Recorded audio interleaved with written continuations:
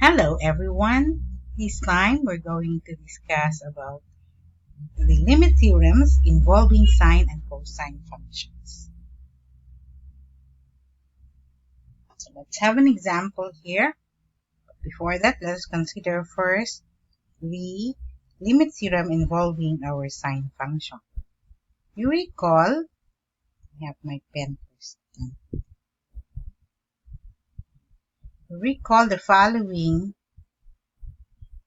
theorem, that is, you have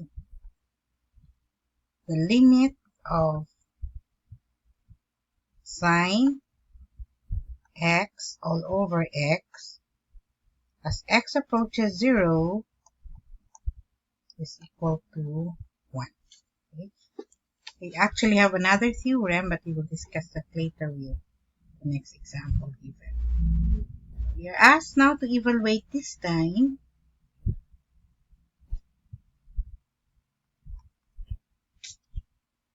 the limit of sine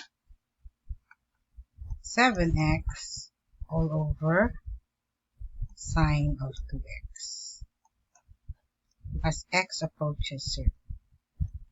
Now what we're going to do is to find a way so that we will have something like this. So we try to rewrite this function here, this value here. So rewrite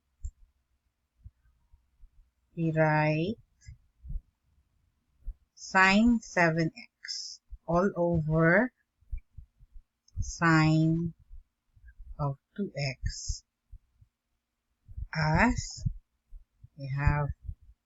we'd like this form. Sine x, we'd like this form, sine x over x. So going to rewrite this as, the pen is not moving towards here, okay, here. We now have 7 times sine of 7x, okay, all over 7x. Over, we have 2 times sine of 2x all over 2x. We know here that x is actually not equal to 0. So that we now have the limit of sine 7x over sine of 2x as x approaches 0 is equal to 7. We can take out the constant times the limit of sine 7x over 7x as x approaches 0. Sine 7x all over 7x, okay, as x approaches 0 all over 2, take out again the constant, times the limit of sine of 2x all over 2x as x approaches 0.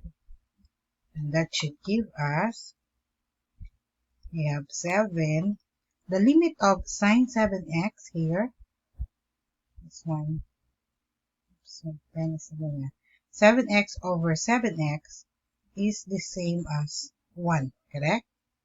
So if you take a look, sine x of x is 1, so that now becomes 7 times 1 plus the limit of sine 7x over 7x as x approaches 0 is equal to 1 all over this time 2 times 1. That's equal to 7 over 2. Meaning to say from here that is the limit of sine 7x over sine of 2x as x approaches 0 is equal to 7.